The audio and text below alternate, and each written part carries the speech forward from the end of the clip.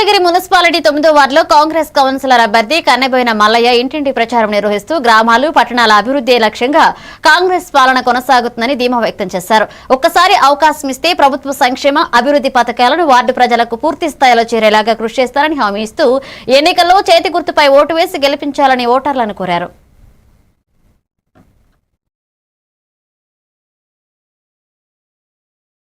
అభ్యర్థిగా పోటీ చేయడం జరిగింది.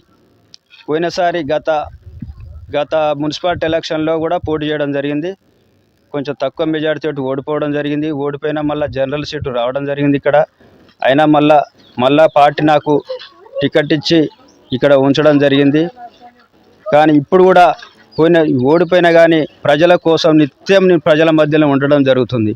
అందుకని ఎప్పటికిప్పుడు కూడా నాకు ఈ మంచి మెజారిటీతో గెలిపించగలరని ఈ గ్రామానికి మన యూత్ కూడా వాళ్ళు కూడా అనుకున్నట్టుగా నేను ఇప్పుడు మేనిఫెస్టో తయారు చేసారు. అందులో ఉన్న విధంగా ప్రతిదీ కూడా నేను గ్రామ అభివృద్ధి కోసం ఎమ్మెల్యే గారి సహకారంతో, ఉత్తమ్ కుమార్ రెడ్డి సహకారంతో, ఆ యొక్క ఎంపీ గారి సహకారంతో ఈ యొక్క ఊళ్ళో ఉన్న ఏ సమస్య కానీ ఇక్కడ పరిష్కరించడానికి నేను ముందుకు వస్తున్నాను. అందరి వార్డు కాంగ్రెస్ అభ్యర్థిగా పోటీ చేయడం జరిగింది.